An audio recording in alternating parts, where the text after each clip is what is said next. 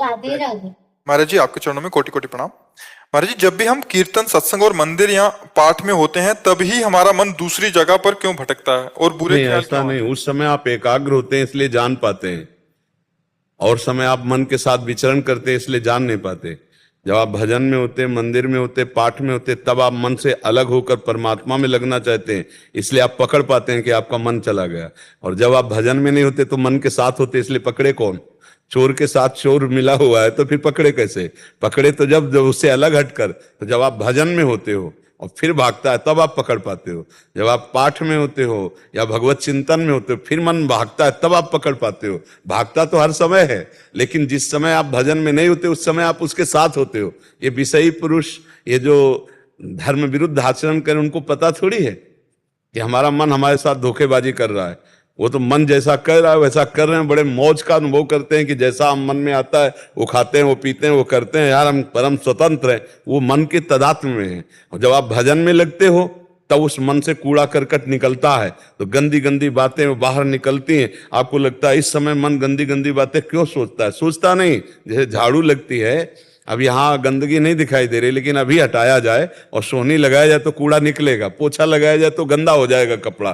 तो ये नाम जप है, ये जो अध्यात्म है, ये मन को निर्मल करता है। तो जब हम भजन में लगते हैं तो हमारे अंदर की मन की गंदगी निकलती है, और उस समय मन जब भागता है तो हम चूंकि एकाग्र हो रहे हैं तो हमारी पकड़ में आ जाता है। और जब हम विषयों में ही खेलते होते हैं तो मन को पकड़ नहीं पाते हैं।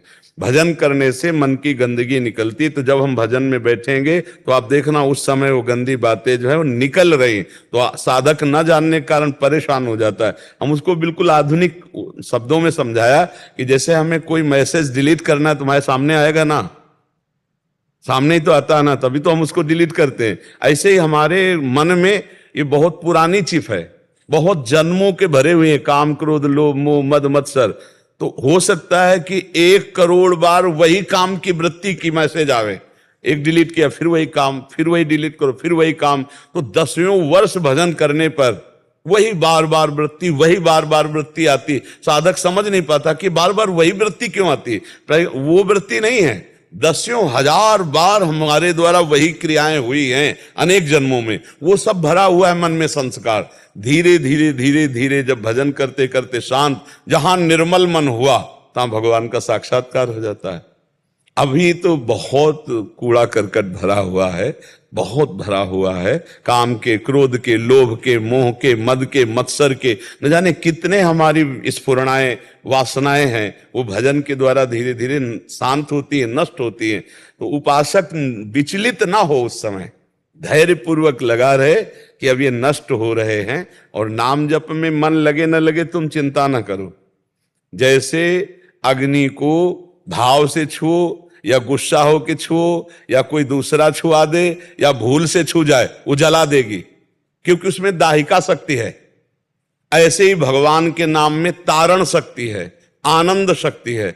चाहे भाव से जपो, चाहे, इसीलिए गोस्वामी जी ने लिखा है, भाव कुभाव अनख आलसहु, नाम जपत मंगल दिशि दशहु। चाहे भाव से जपो चाहे कुभाव से जपो, वो आपके पापों का नाश करके आपको आनंद प्रदान करेगी।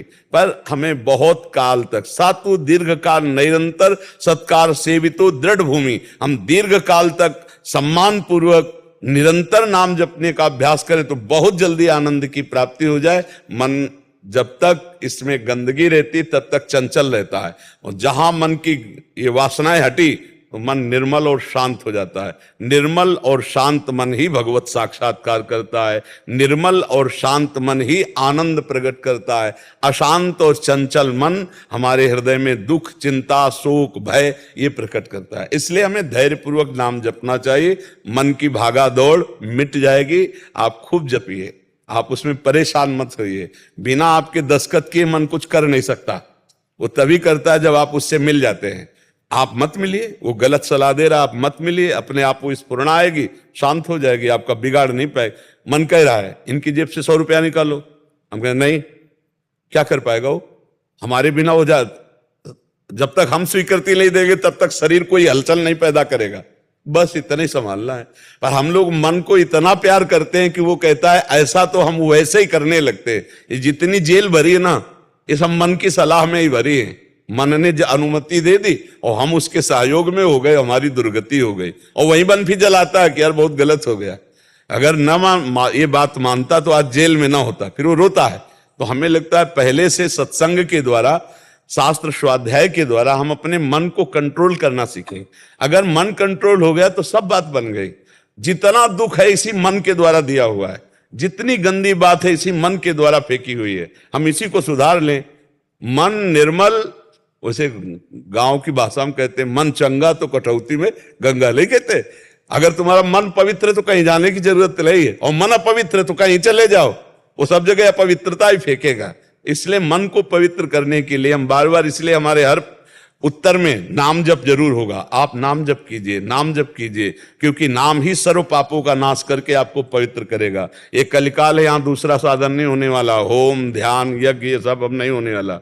बहुत इस समय और किसी साधना से सिद्धि नहीं प्राप्त होगी, एकमात्र भगवान का नाम है। ये कलिकाल मलायतन मन कर देख विचार, श्री रघुनाथ नाम में नाही नान आधार। एकमात्र भगवान का नाम जप करो, सब मंगल हो जाएगा।